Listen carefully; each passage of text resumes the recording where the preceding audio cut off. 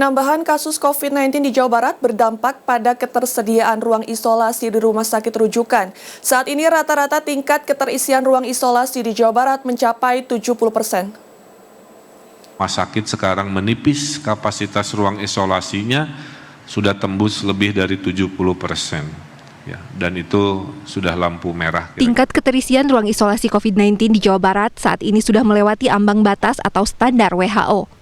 Berdasarkan data dari Satuan Tugas COVID-19 Provinsi Jawa Barat, saat ini tingkat keterisian ruang isolasi di rumah sakit rujukan sudah melebihi 70%. Berkurangnya kapasitas ruang isolasi dirasakan di Rumah Sakit Hasan Sadikin Bandung atau RSHS. Saat ini, tingkat keterisian ruang isolasi di RSHS sudah mencapai lebih dari 90% setiap harinya.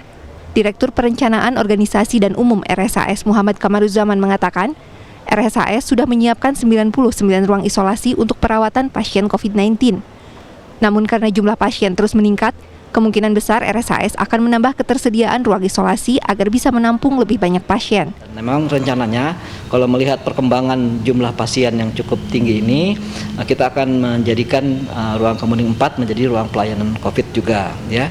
Termasuk ruang Kemuning 5 nanti juga akan kita gunakan karena masing-masing ruangan itu kapasitasnya sekitar 40, jadi cukup banyak. Kalau memang nanti digunakan akan berarti untuk dapat mengurangi kepadatan daripada pelayanan di lantai 3, lantai 2, lantai 1. Hal serupa juga terjadi di RSUD Al Ihsan Kabupaten Bandung.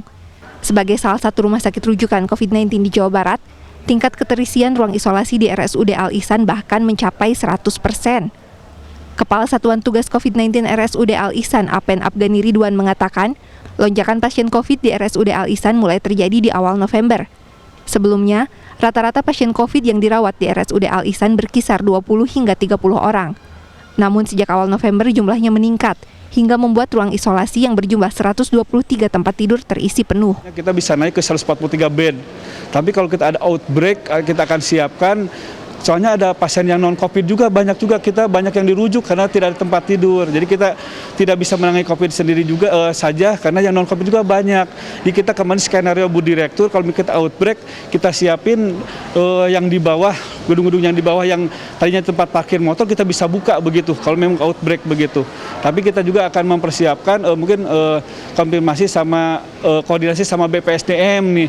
BPSDM bisa dibuka sampai mudah-mudahan sampai ke 400 tempat tidur. Jadi yang kita ke Al Ihsan yang betul-betul yang kasus yang berat semua begitu. Berdasarkan data dari Pusat Informasi dan Koordinasi COVID-19 Jawa Barat, hingga Kamis 3 Desember 2020, jumlah kasus total terkonfirmasi COVID-19 di Jawa Barat mencapai 54.159 kasus dengan 7.084 pasien masih dalam isolasi atau perawatan. Laisa Nisa, Rizky Rahadian, Bandung, Jawa Barat.